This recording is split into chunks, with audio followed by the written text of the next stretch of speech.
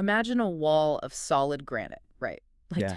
30 feet high, perfectly sheer, just built completely across the main artery of a raging Okay. river. A massive impenetrable wall. Right. And now I want you to picture 500,000 apex predators just returning from the ocean, throwing themselves against that wet rock generation after generation until they simply cease to exist. It's just a brutal image, honestly. And sitting here looking at this stack of historical dossiers we have today, well, it's not a metaphor. No, not at all. It is the literal documented reality of the American Northeast in the 19th century. I'm so glad you're here at the table with us today because we are pulling out one of the most maddening, highly legible historical blueprints we have ever examined on this deep dive. Oh, absolutely. So if you are sitting there with us listening right now, pull up a chair, prepare yourself for an incredibly heavy, completely unresolved debate. Yeah, buckle in. Because we're looking at government records today from the U.S. Fish and Wildlife Service, NOAA, various state fish and game agencies, and the historic 1871 U.S. Commission of Fish and Fisheries. A huge trove of documents. Huge. And together, they document what is known as the Eastern Ghost, which is basically the complete extirpation of the Atlantic salmon in New England. And, extirpation is really the key word there. We aren't talking about global extinction, right? Yeah. The species did survive in Canada and Europe. Right. They still exist globally. Exactly. But this was a local, absolute eradication from an entire geographic region. And the sheer volume of public domain, fully verified data in these federal documents, but it leaves zero room for speculation. None. We are looking at the exact mechanics of how a society literally erases a foundational ecosystem. Which perfectly sets up our mission today, because Right. a full century before the American West began, pouring the millions of tons of concrete for its massive, super controversial river dams on the Columbia and the Snake Rivers. 100 years prior, yeah. The Eastern Seaboard had already run the exact same experiment, and they had definitively proved that dams kill salmon runs. Emphatically proved it. So our mission today is to unpack the sharpest, maybe the most cynical question jumping out of these archives. Why didn't that lesson carry west? And the stakes of that question, they go far beyond just fisheries management. I mean, this is an active debate about the American continuum of ignorance, indifference, and greed. Yes. It's almost a forensic examination of how 19th and 20th century society rationalized massive industrial growth, despite these glaring, undeniable environmental warnings. It's testing the limits of human hubris, really. Totally. But before we can weigh the tragedy, and evaluate this massive failure to transfer a lesson, you and I really need to establish what was actually lost. Right, the baseline. Exactly, and the biological ultimatum that made that loss absolute. We need to talk about the king of fish. The Atlantic salmon. Salmon salar. Because to understand the tragedy, you have to grasp the sheer scale of the original abundance. And when you read the historical accounts from the pre-contact and colonial eras, the numbers are just staggering. They're almost hard to believe. Right. We are talking about historical estimates of 300,000 to 500,000 adult salmon returning across New England's rivers every single year. 500,000 fish. 500,000. And they ran nearly every river north of the Hudson, the Housatonic, the Connecticut, the Merrimack, straight up the coast. And think about what 500,000 apex predators pushing up into freshwater systems actually does. It fundamentally alters the hydrology, the ecology, and, the local human economy. Oh, absolutely. Because they deliver this immense payload of marine nutrients. Nitrogen and phosphorus gathered out in the open ocean, brought deep into the interior of the continent. Like a massive fertilizer dump. Exactly. And for the human populations, particularly the indigenous nations living alongside those rivers, it was a protein source of almost unimaginable reliability. Well, the abundance was so overwhelming that it actually birthed a very specific piece of regional folklore. Oh, the apprentice stories. Yes, and I flagged this in my notes. There were these stories of apprentices in early New England supposedly negotiating into their labor contracts that they would not be fed salmon more than 2 or 3 times a week. Right, the famous apprentice folklore.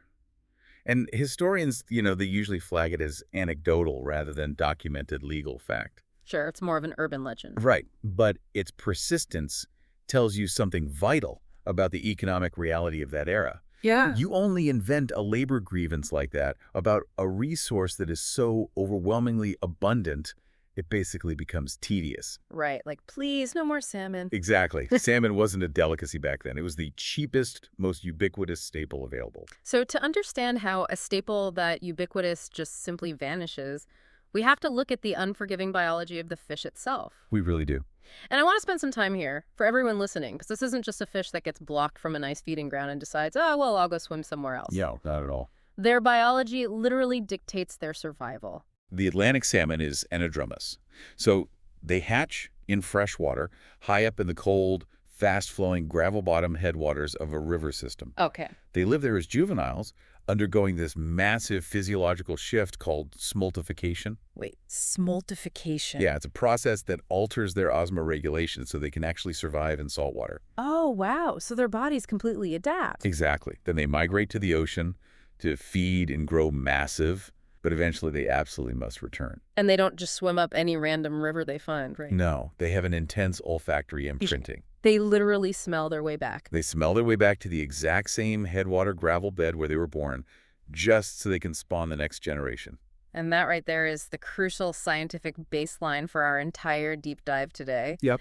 They require highly specific conditions to reproduce. Like, they need the right size gravel to bury their eggs. They need highly oxygenated cold water and a very specific flow velocity to keep the eggs clean of silt. Right.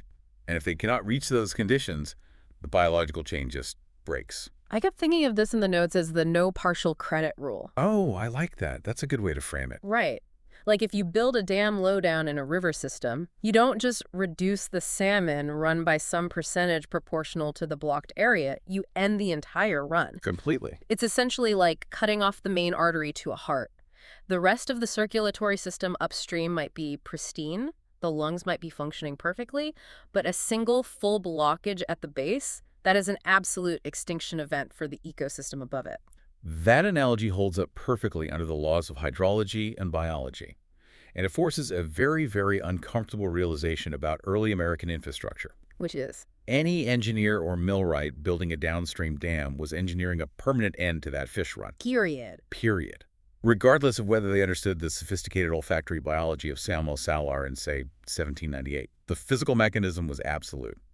A wall across the main stem is a full stop. So, knowing that biological ultimatum, let's look at how it violently collided with the birth of American industry. Yeah, let's get into the timeline. Because this creates the undeniable historical precedent that the West would later completely ignore. And we see it first on the Connecticut River. The Connecticut was New England's largest river, and honestly, its greatest salmon habitat. The collapse here is genuinely stunning just because of the speed. It was so fast. In 1798, a corporation backed by early industrial capital built a dam on the main stem near Turner's Falls, Massachusetts. And for context, for you listening, Turner's Falls is roughly 190 river miles from the sea. Right. So you have this massive sprawling watershed, and almost 200 miles up, an impassable wall just goes up. And that single wall severed the salmon from the vast majority of their vital spawning reaches in the upper watershed. The biological results were immediate. And they were catastrophic. The sources show the salmon vanished above the falls almost entirely by the year 1800. Just 2 years later. 2 years. And by the 1820s, the entire Connecticut River run had basically ceased to exist. We really need to sit with the velocity of that destruction for a second. In a single human generation, a massive natural resource that had reliably anchored an ecosystem for millennia was just entirely amputated. It wasn't a gentle fading away. No, it was an execution. And any lingering survivors in the lower tributaries, they were sealed off later when the Great Holyoke Dam was built further downstream in the 1840s. Right. So the Connecticut River really stands as the flagship extinction in this history. The Connecticut gives us the clean cause and effect. But the situation on the Merrimack River adds a critical layer to this debate we're having today. Because of the textile industry. Exactly. The extinction on the Merrimack is directly braided into the absolute cradle of the United States textile industry. The Merrimack flows through Lowell and Lawrence, Massachusetts. And these cities, I mean, they were essentially the Silicon Valley of the early 19th century. Huge hubs of innovation and capital. Exactly. Early colonial dams had already fragmented the river a bit. But the fatal blows were struck by massive industrial capital. Right. You have the Pawtucket Dam at Lowell in the 1820s, which severely squeezed the river's hydrology. And then comes the decisive moment, the Great Stone Dam at Lawrence also known as the Essex Dam. Right. Completed in the mid-1840s. And this is where that 30-foot wall of solid granite comes in from our intro. The engineering of the Great Stone Dam was a marvel for its time, sure, but biologically, it was a tombstone. Complete tombstone. There is simply no evolutionary mechanism for returning salmon to jump a 30-foot vertical face of granite. None at all. And molecule for molecule, the immense wealth of the Massachusetts textile boom was built on the extinction of those fish. By the mid-19th century, Atlantic salmon were entirely extirpated from the Merrimack. But here is where we have to shatter a major myth. We have to dispel the idea that this happened quietly or that it was universally viewed as acceptable progress. Oh, it definitely was not. When you read about the Pawtucket Dam in the 1820s, you actually find documented physical sabotage. The 1825 raids. Yes. In 1825, downstream locals, people whose families had fished those waters for generations, organized night raids. They went to the dam with pickaxes and saws and actively tried to tear the structure down. And that sabotage is a vital piece of the historical record, because it proves that the downstream communities understood the biological consequence immediately. They saw it happening in real time. Exactly. They saw their nets come up empty, they saw the wall blocking the river, and they drew the direct connection. This was a highly contested taking of a public resource. They didn't have a modern biological degree, obviously, but they knew a wall killed a river. Right. So by 1850, the ledger is written in full. The two greatest salmon rivers in America, the Connecticut and the Merrimack, had been converted into stagnant industrial mill ponds. The lesson was completely legible. To anyone standing in Lawrence or Holyoke could see it. Build a main stem dam, lose the fish. Which forces us to ask a tough question. If the extinction was visible, and if it was fiercely contested by locals with pickaxes, why were those voices so easily crushed by the mill towns? And that brings us to the collateral damage, specifically the legal and economic frameworks that marginalize traditional harvests. This is such a crucial point. Because the industrial expansion didn't just kill fish, it literally dismantled the traditional fisheries and the food sovereignty of native nations and downstream subsistence communities. We are talking about treaties and traditional rights that had existed for centuries, effectively drowned beneath the new mill ponds. Just erased. When a corporation blocks a fish run, they are engaging in an aggressive act of dispossession. They were taking up public commons, the free-flowing river and its biological wealth, and completely privatizing it for industrial output. And the 19th century legal framework facilitated this, right? Through mechanisms like the Mill Acts. Exactly. The Mill Acts shifted water rights to explicitly favor industrial development over traditional riparian rights. So if you were a mill owner, how did you rationalize this? I mean, how did they sleep at night? Well, from the viewpoint of the mill owners, the calculus was purely about national progress and economic growth. You really have to step into the mindset of early industrial capitalism to get it. Okay, let's do that. To them, a free-flowing river was viewed as wasted energy. Wow. Wasted. Right. A dam meant captured energy, which meant spinning looms, which meant thousands of jobs, manufactured goods, and the accumulation of immense regional wealth. So they felt they were building the future. Exactly. In their ledger, a fish run was considered an entirely acceptable, expendable price for an industrial empire.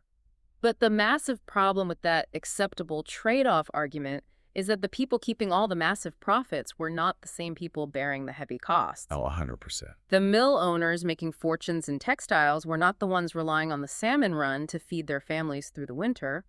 It is incredibly easy to frame a natural resource as expendable when your own cultural and physical survival doesn't depend on it. It wasn't a trade-off. It was a unilateral transfer of wealth from the public commons to private capital. And that power dynamic entirely defined the narrative of progress. The subsistence fishers, the indigenous nations, they just lacked the political capital to stop the massive influx of industrial investment. But as the consequences became harder to ignore over time, the state governments did eventually step in, didn't they? They did. And this intervention is critical to our deep dive because it utterly destroys the defense that they just didn't realize what they were doing. By the 1860s, the regional decline was alarming enough that states like Massachusetts and New Hampshire actually appointed official fish commissioners to address the crisis. Okay, so the state acknowledges the problem. Yes, they recognized the economic loss of the fisheries and tried to mandate mitigation. So these early commissioners, they forced the mill owners to build fishways, right? and they started early attempts at stocking salmon fry. They did. But let's look at the actual physics and hydrology of why these early fixes largely failed. Because it wasn't just a lack of effort, it was a physical impossibility. The scale of the industrial infrastructure was simply overwhelming.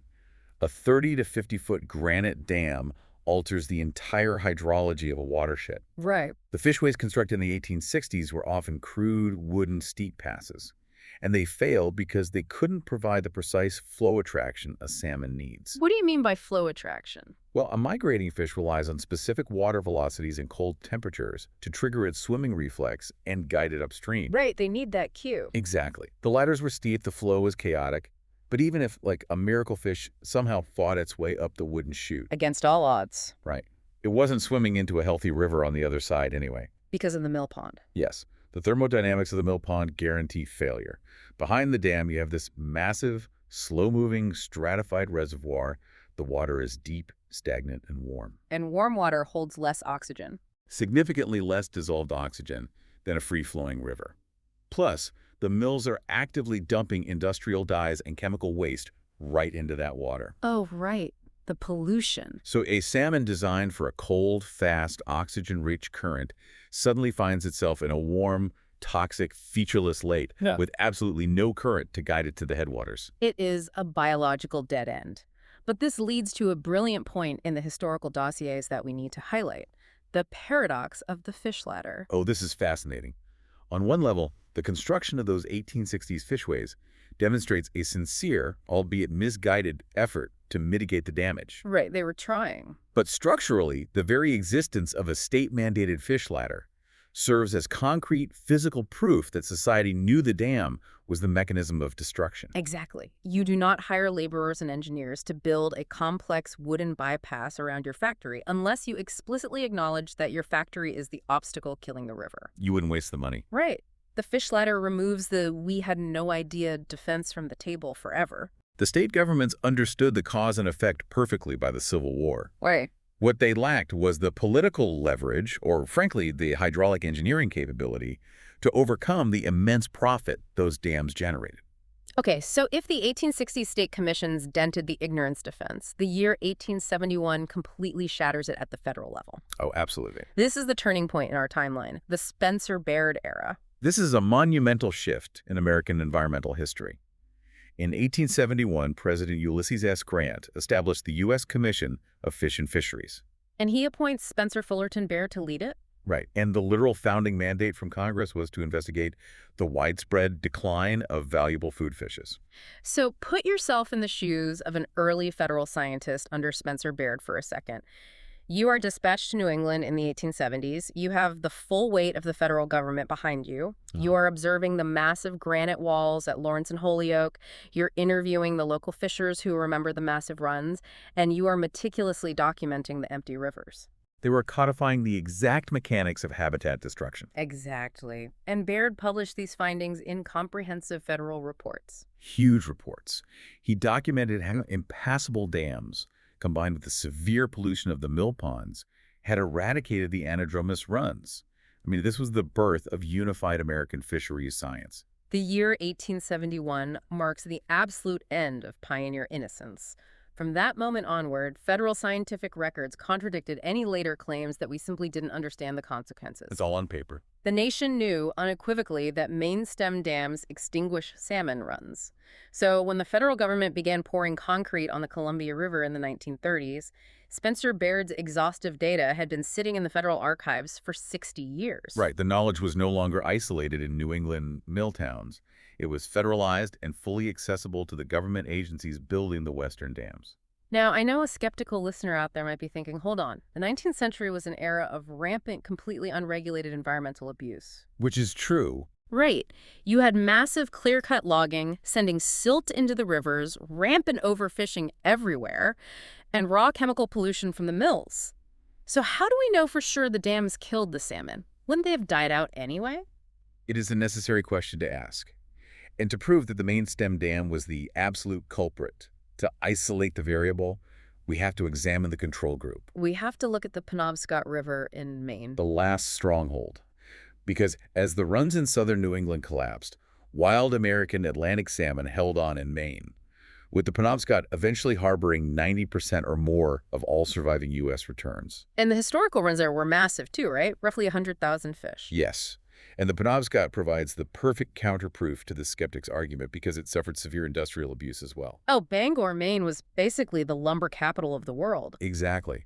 The Penobscot watershed experienced intense clear-cutting, massive log drives that completely scoured the riverbeds, and heavy pollution from bark tannins and sawdust just choking the water column, plus commercial fishing. The river was abused heavily, but the fish survived. Why? Because the dams came later, they were built further upstream, or they were constructed with bypasses that actually allowed a percentage of the run to reach the vital upper tributaries. Ah, okay. The fish took a heavy hit from the logging and pollution, obviously, but their biological chain wasn't entirely severed. They persisted. Meanwhile, on rivers like the Connecticut and Merrimack, where massive, impassable main stem walls were erected, the runs didn't just decline. They terminated cleanly on a completely predictable schedule following the construction of the masonry. Right. The Penobscot Control Group basically isolates the dam as the absolute mechanism of extirpation.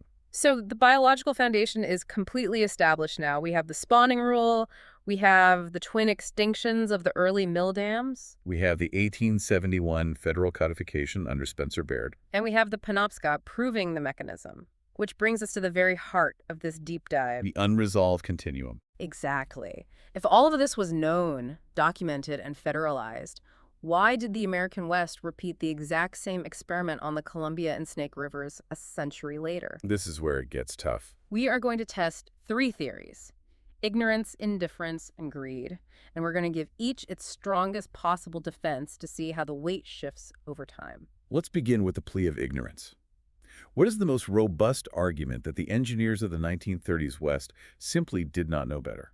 The ignorance defense relies heavily on geographic distance and biological exceptionalism. How so? Well, the argument suggests that the East and West were fundamentally different theaters. The Atlantic salmon, Samo salar, is a distinctly different species from the Pacific salmon. The various Oncorhynchus species like Chinook, Coho, and Sockeye. Ah, right. So the planners in the West could argue, yes, the East destroyed their small Atlantic runs, but the Columbia is a massive, incredibly powerful system, and the Pacific salmon is a different, hardier animal. Exactly. And tied to that biological exceptionalism was this profound wave of 20th century techno-optimism. Oh, massive techno-optimism. You look at the construction of the Bonneville Dam in the 1930s. The Army Corps of Engineers genuinely believed they could engineer their way out of the biological constraints. Right. They looked back at the 1840s and thought, well, those guys failed because they built crude wooden steep passes. We are building massive, state-of-the-art concrete fishways with heavily regulated hydrology, and we are backing it up with immense federal hatcheries. It wasn't necessarily cynical for all of them. For many engineers, it was a sincere belief that modern human ingenuity could bypass nature's rules. They believed they could extract the hydropower for aluminum smelting and still maintain the fish runs artificially. Now, I want to give the engineers on the ground the benefit of the doubt regarding their optimism, but I have to fiercely push back on the idea of a thin institutional memory excusing the planners. Yeah, that part doesn't hold up. You cannot claim ignorance when top-tier federal civil engineers are working for the exact same government that has housed a unified fisheries science commission documenting dam-induced extinction since 1871. That is precisely where the ignorance defense just crumbles. Ignorance is a highly compelling defense for the millwrights in 1798 at Turner's Falls. I truly believe they did not fully grasp the watershed-level impact of their actions. Right, it was unprecedented for them.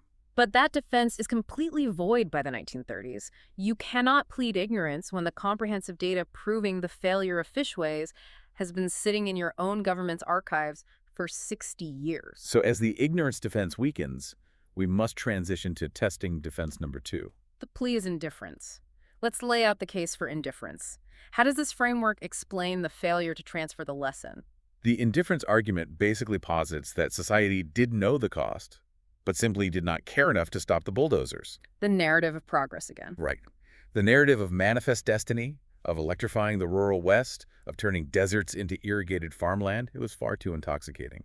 The societal momentum of industrialization simply flattens the ecosystem under its tires. And this relies on a specific psychological phenomenon, doesn't it? Creeping baseline syndrome or generational amnesia. Exactly. Because a salmon run doesn't usually collapse overnight in a way that shocks the public. it fades. It's a slow death. By the time New England society realized the fish were definitively gone, the textile mills were the bedrock of the entire regional economy. The memory of the fish was faint compared to the immediate, tangible reality of a weekly paycheck. It is the out-of-sight, out-of-mind dynamic. Indifference thrives over time. I kept thinking of this in terms of modern infrastructure. Like what? Imagine a city planning commission proposing a massive new highway directly through a historic, marginalized neighborhood. Oh, that's a very apt analogy for the power dynamics at play. Right. The city planners are not ignorant. They have binders full of environmental and social impact studies. They know precisely how many family homes will be demolished, how the localized air quality will plummet, and how the community fabric will be severed. They have all the data. They are not ignorant of the destruction. They simply value the highway more. They value the projected economic growth and faster commute times for the suburbs over the preservation of that specific neighborhood. And crucially, they can afford to be indifferent. Exactly, because the cost of the destruction falls heavily on a marginalized group that lacks the political capital to block eminent domain. That maps perfectly onto the history of the dams. Indifference is a luxury reserved for the insulated and the powerful. The mill owners in Lawrence did not go hungry when the salmon stopped running. Right. And the federal planners designing the western dams from offices in Washington, D.C. did not rely on the Columbia River salmon for their cultural, spiritual, or physical survival, unlike the indigenous tribes of the Pacific Northwest. Which inevitably drags our debate today to the darkest, sharpest theory. We have seen ignorance fail the test of time. We have seen indifference rely entirely on imbalanced power dynamics. Now we arrive at defense number 3. The ledger of greed. This requires us to examine the deliberate economic externalization of costs. The plea of greed. Break down the mechanics of this argument for us. The argument focuses on the brutal, rational economics of the 19th and 20th centuries. It is about how the capital's ledger is balanced. Okay. The profits from constructing a dam, whether it is capturing the mechanical energy of a mill wheel in the east or generating massive hydroelectric power for wartime aluminum smelting and agricultural irrigation in the west, those profits are immediate, and they are intensely private or state-controlled. The corporation gets rich today, the power company sells electricity tomorrow. Precisely. However, the immense losses, the extinction of a self-sustaining, nutrient-rich salmon run, the cultural devastation of indigenous tribes, the collapse of an entire ecosystem, those losses are deferred over decades. And they're public. Exactly. More importantly, those losses are entirely public. The cost is borne by everyone except the dam builder. If you apply rational actor theory to this framework, the outcome is just predetermined. A purely rational, profit-maximizing entity will look at that legal and economic setup and do the exact same thing every single time. Because it makes financial sense. Right. They will pour the concrete, pocket the immense private gain, and externalize the devastating cost of the dead river onto the public commons.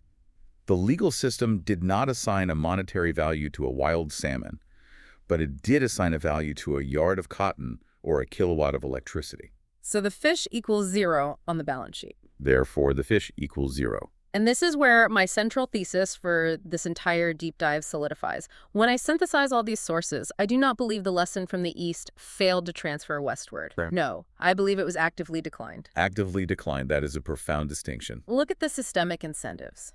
Knowing for a fact that a dam kills a salmon run does not stop you from building that dam if the legal and economic structure allows you to keep all the profit while society absorbs all the loss. It's just business. Right. It wasn't a failure of communication between Spencer Baird in 1871 and the Army Corps in 1930. It was a failure of the economic structure to care about the biological reality. The warning on the blueprint was completely legible. It just wasn't profitable to read it. If we evaluate this continuum, the shift from ignorance to indifference to greed, we can really chart the rising moral temperature of American infrastructure over 2 centuries. Chart that trajectory for us, because this is where the documentary weight of the history really settles in. So in 1798, at Turner's Falls, the plea of ignorance holds legitimate weight. The complex biology of anadromous fish was not codified. The ecosystem-level impacts were poorly understood by the early millwrights. The moral temperature is relatively low. I agree. We can grant them ignorance. But transition to 1871 and the Spencer Baird Commission, the federal government is explicitly documenting that main stem dams cause extirpation. Ignorance is officially dead. We enter the era of documented indifference. Knowing the exact cost, but proceeding anyway because the industrial output is prioritized by those in power. The moral temperature rises significantly. And then we get to the 1930s. By the time we hit the massive concrete projects of the 1930s West, the eastern ghost is a settled historical fact. The biology of salmon homing is deeply understood, yet massive federal agencies build dams of unprecedented scale to generate immense immediate wealth for specific industries. Right. At this stage, the needle swings violently towards systemic greed. The choice to block the Columbia, knowing the fate of the Connecticut, is driven by a legal and economic structure that incentivizes prioritizing immediate gain over long-term public ecology. The trajectory is undeniable, but I want to interject some necessary nuance before we finalize this. Sure. Labeling the 1930s dam builders as driven purely by individual greed risks flattening the incredibly complex reality of human ambition. We really don't want to reduce them to cartoon villains. Right. How do you separate the individual from the systemic outcome? Because many of those engineers, planners, and politicians possessed a genuine, sincere belief that they were building a utopian future. They did. They were bringing life-saving electricity to crushing rural poverty. They were turning arid wastelands into highly productive farmland. They honestly believed their massive hatcheries and concrete fishways would succeed, that they could conquer nature and have it both ways. That is a fair analysis of the techno-optimism of the New Deal era. It wasn't necessarily driven by personal malice toward the ecosystem. It wasn't malice, but, and this is the crucial distinction here, this systemic path dependency they operated within undeniably rewarded turning a blind eye to the eastern ghost. Right. The system was structured so that the smartest financial and political move was to ignore the historical warnings. Even if the individual engineer meant well, the macroeconomic ledger of profit and loss dictated that the river would be dammed and the fish would be sacrificed to the future. Which encapsulates the true tragedy of the blueprint. The economic system incentivized the willful dismissal of a century of hard data. So, let's summarize the immense ground we have covered today. We started by imagining the teeming rivers of the Northeast, 300,000 Atlantic salmon, the absolute king of fish pushing upstream, so prevalent they were woven into the economic folklore of daily life. We examined how that biological ultimatum met the immovable granite of early American industry. We saw the twin extinctions on the Connecticut and the Merrimack, where rivers were converted into stagnant mill ponds and a centuries-old ecosystem was amputated in a single generation. We tracked the dawn of federal fisheries science in 1871 under Spencer Baird. That moment, pioneer innocence officially died and the mechanics of extirpation were codified. Yeah. And we highlighted the Penobscot in Maine, the crucial control group, proving that the main stem dam was the absolute mechanism of destruction. Finally, we navigated the unresolved debate over why the West chose to ignore a century of perfectly illegible warnings, testing the shifting weights of ignorance, indifference, and greed. And as we promised at the beginning, we're not handing down a tidy, definitive verdict. We refuse to close the book on it, because the balance of those three forces changes depending on where you stand on the timeline. Right. Ignorance is a fair plea in 1800. It is a hollow, indefensible excuse in 1950. It is up to you, the listener, to decide how to judge that continuum based on the evidence we pulled from the archives today. But before we step away from the table, I want to leave you with one final provocative concept to mull over. Something that builds on the economic framework we just debated. Let's hear it.